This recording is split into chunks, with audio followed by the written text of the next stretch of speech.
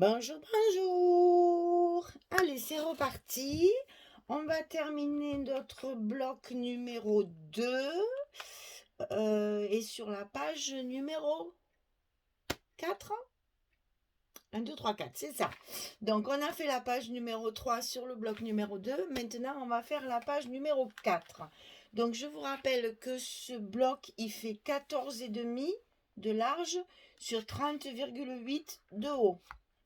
Alors, dans un premier temps, on a une grande porte à coller dans l'enveloppe sur le côté gauche.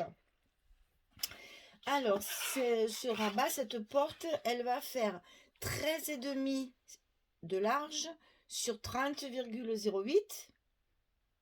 Toujours je dis 0,8. 30,8 et pas 0,8. 30,8. Et sur le côté 13,5, on va plier à 10,5 et à 11,5. Toujours pareil, notre petit gousset des anses de 1 cm. Donc 13,5, 30,8, 10,5, 11,5. On va commencer tout de suite à rentrer dans le vif du sujet et on va coller directement cette porte sur notre enveloppe. Alors on glisse évidemment la languette à l'intérieur de l'enveloppe du côté gauche. On s'aligne bien sur la pliure. Et quand c'est fait, on colle. Voilà, ça c'est fait. Alors ensuite, de l'autre côté, on va avoir une autre porte. Alors, la porte à droite, comme ça, qui va se mettre dessous. Donc celle-ci, elle fait 11 cm sur 30,8. Et sur les 11 cm, on plie à 8 et à 9. Pour faire pareil, le même gousset. Donc 11, on plie à 8 et à 9. Et ça, on va le mettre du côté droit de notre bloc.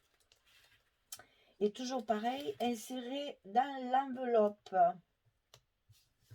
On l'insère dans le bloc.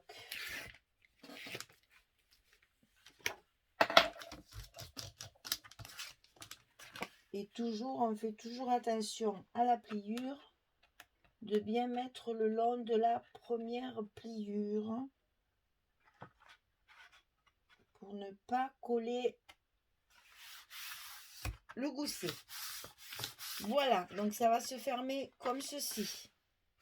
Alors, j'ai mis 4 aimants puisqu'on a quand même une grande hauteur. Donc ces 4 aimants, on va les coller à sa place évidemment, enfin à leur place, sur la page d'à côté. Alors je vous montre le premier, les autres je les fais hors caméra pour toujours pareil gagner du temps. Donc on fait ça pour coller nos aimants. Donc je reviens, je prépare ça et je reviens. Voilà, quand on a mis nos 4 aimants en face, on va bien fermer nos portes l'une sur l'autre, bien en face, sans écraser nos petits goussets d'aisance. Et on va scotcher sur notre porte de gauche. Voilà. Après, bien sûr, toujours pareil. On fait bien adhérer tout ça pour que ça ne bouge plus. Et on est tranquille. Notre porte se ferme. Voilà. Alors, sur la porte de droite, ici, on va faire une petite pochette. Alors, cette pochette, elle fait... Et je m'aperçois que j'ai mis le scotch à l'envers, c'est pas grave. Alors, cette pochette, elle fait 12 cm sur 16,4. On plie à 2, puis à 10. Et on a nos deux languettes de 2 cm. Et ça, on va le coller ici. Alors, regardez, je ne veux pas le coller tout en bas de la page. J'explique. J'ai prévu ce papier-là. Et je veux, comme le titre ici est coupé, que c'est pas très joli, je profite de ma bande qu'il y a en bas de mon papier pour mettre ma pochette. Ah ben oui, c'est pour ça. Pour mettre ma pochette le ras de la bande marron, là, vous voyez, en bas du papier, il y a une petite bande. Donc, je vais m'en servir pour glisser. Donc, je ne me suis pas trompée. Je prépare tout à l'avance, après, je ne m'en souviens plus. Alors, voilà, ça va être comme ceci, en fait. Pour qu'ici, il y ait la bande. Et là, on cache le texte qui est coupé, ce qui fait que ça nous fait une petite pochette comme ça. Par contre, j'ai bien oublié quelque chose quand même. C'est le petit scotch rouge qu'on met en bas de la pochette pour pas que ce qu'on met dans la pochette, ça passe à travers. Donc, je rectifie le tir. Je mets tout de suite mon scotch rouge en bas de la fente. Voilà. Et ici, on va donc la coller directement sur le papier. Et c'est pour ça que mes scotch étaient comme ça. Voilà. Il y avait bien une raison valable. Alors, je la colle donc le long de ma pochette. Et après, je colle. Et c'est là qu'on se rend compte qu'aussi le papier, il ne fallait pas le mettre, mais c'est pas grave. On va faire comme ça. Voilà. On colle l'autre côté.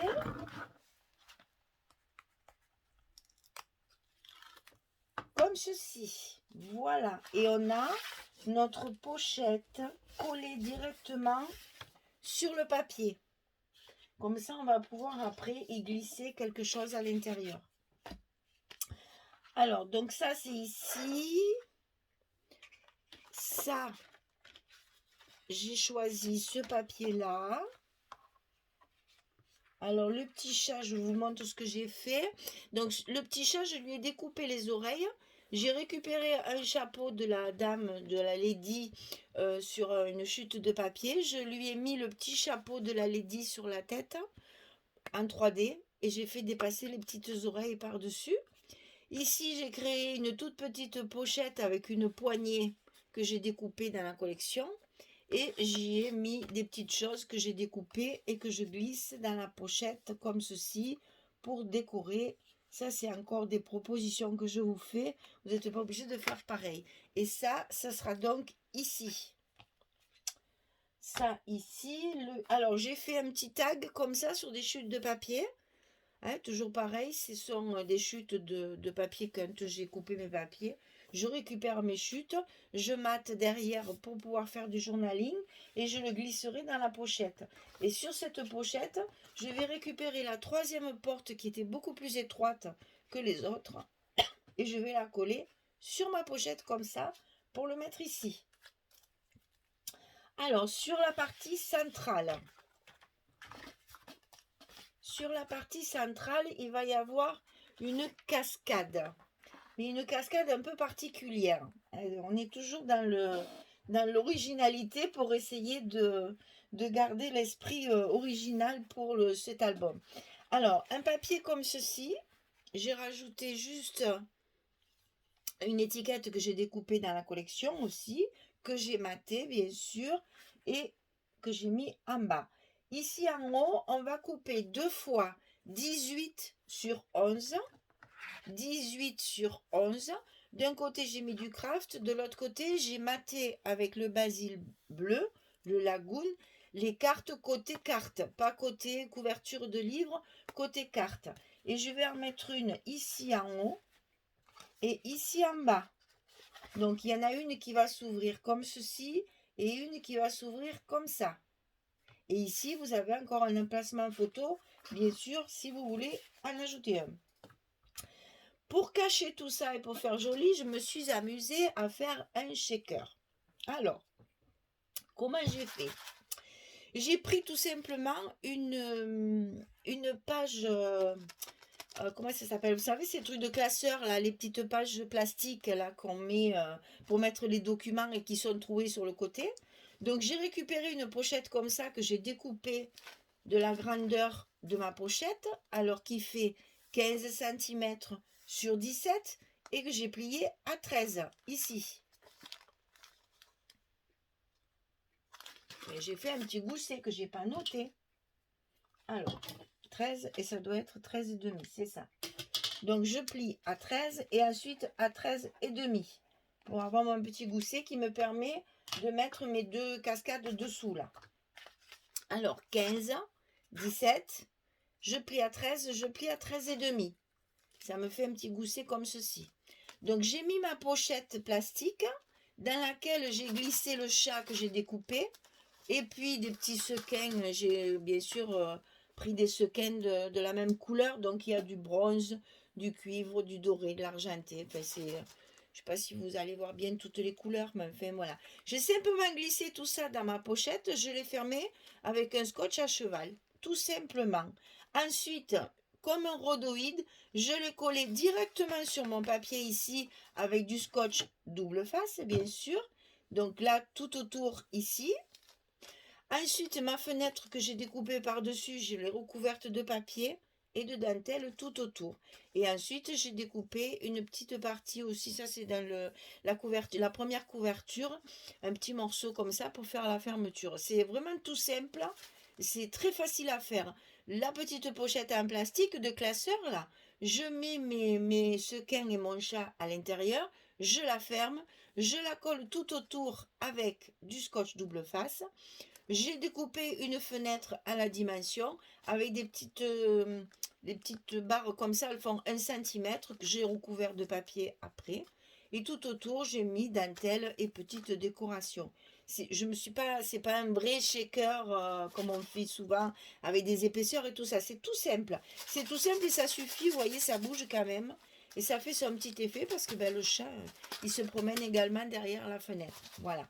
Donc ça, cette languette-là, on va la glisser également dans le papier. Alors, je l'ai centrée ici et ici. Et ça va nous cacher notre cascade qui sera dessous. Alors, pour pouvoir mettre ça, j'ai coupé ma fente, évidemment, de 17 cm à 1,5 cm du bord.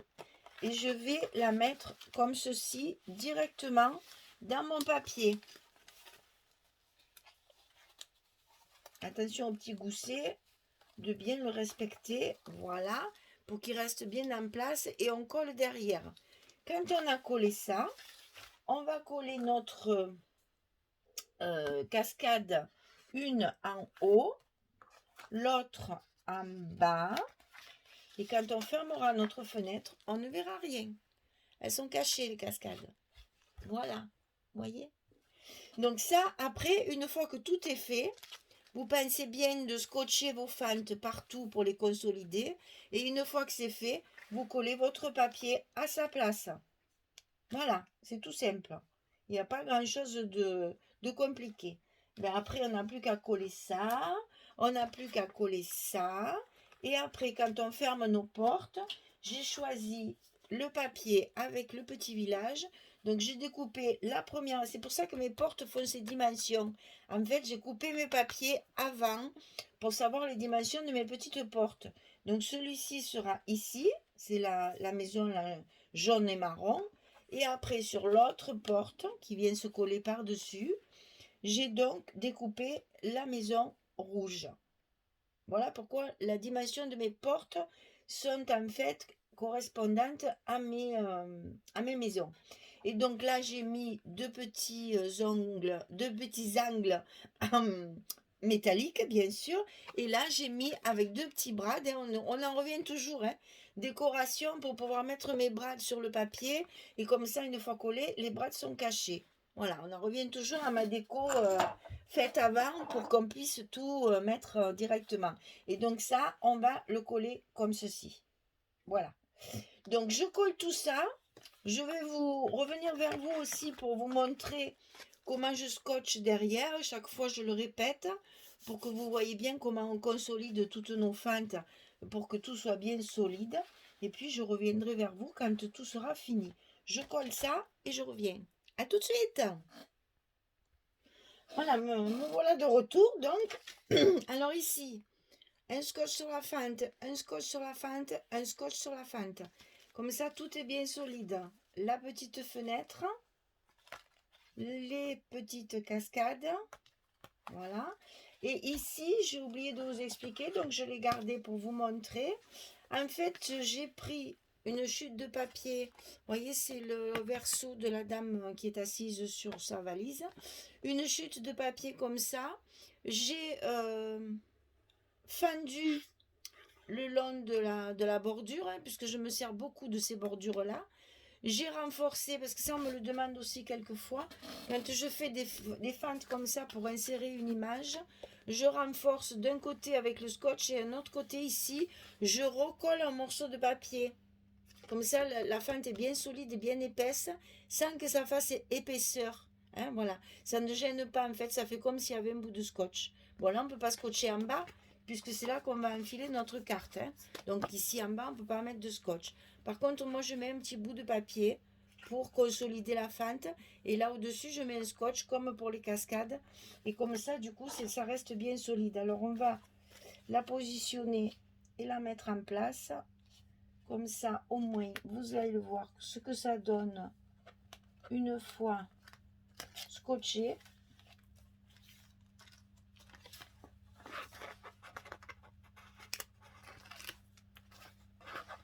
Donc, on enlève toutes les protections.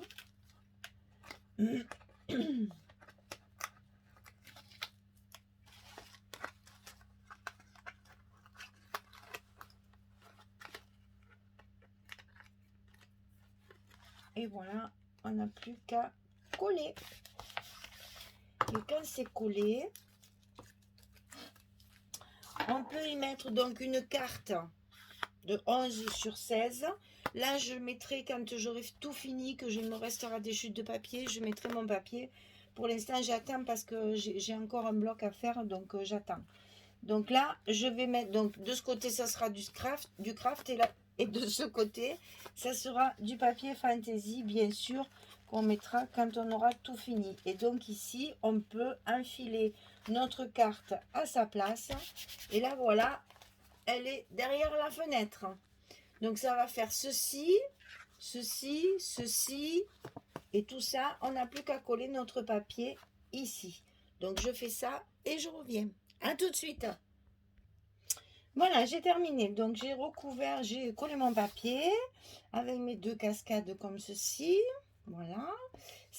Ah oui, alors donc finalement j'ai trouvé des chutes de papier et ça je suis sûre que je ne pourrai pas m'en servir ailleurs. Donc voilà, j'ai fait un petit montage avec des chutes de papier pour avoir ma carte que je peux enfiler dans ma petite fente ici. Voilà, comme ça elle est à sa place. On ferme. Qu'est-ce que j'ai... ah oui, les petites babioles là, je pense que je vais les attacher avec une petite chaînette. Je sais pas encore. Pour l'instant, je le mets comme ça. Ça, c'est tous les outils de notre chat explorateur. Voilà, donc dans la petite pochette, ça fait une décoration. Et ici, donc, une chute du papier de celui-là, hein, qui m'a servi pour les couvertures. Pareil, j'ai fait un petit tag marque-page un peu long pour enfiler dans la petite porte ici. Et voilà, hop, et hop. Et bien voilà, notre deuxième bloc est terminé. Toujours pareil, hein, le temps que tout se mette bien en place. Notre deuxième bloc est terminé, donc côté livret et côté village. Enfin, maison hantée, je ne sais pas comment vous voulez. Le petit chat qui est caché derrière la porte et à la fois derrière la fenêtre aussi. Voilà, j'espère que ça vous plaît aussi celui-ci. C'est le dernier, je dirais, c'est le dernier bloc normal parce que les autres, c'est enfin, le bloc numéro 1, en fait, il va être partagé en deux. Ça va être un peu plus complexe à monter sur l'accordéon, mais je vais vous expliquer tout ça, vous inquiétez pas. Voilà, donc notre bloc numéro 2 est terminé. J'espère que tout ça va être, vous allez pouvoir le réaliser facilement. Si vous avez des questions, c'est toujours pareil. Je me fais un plaisir de vous y répondre. Et puis, vous me dites si ça vous plaît, si ça vous plaît pas, si vous préférez un autre thème, à vous de me dire. C'est vrai que là, ça change complètement de ce que je fais d'habitude. Et en plus, comme il est complètement déstructuré, ça fait un peu... c'est pas moi, quoi, voilà. Mais j'espère que ça vous plaît quand même. Moi, je m'amuse bien parce que justement, c'est un petit défi de faire des choses un peu différentes. Allez, je vous souhaite une belle journée et puis une bonne fin de journée pour les autres. Et puis je vous dis à bientôt. Allez, au revoir tout le monde.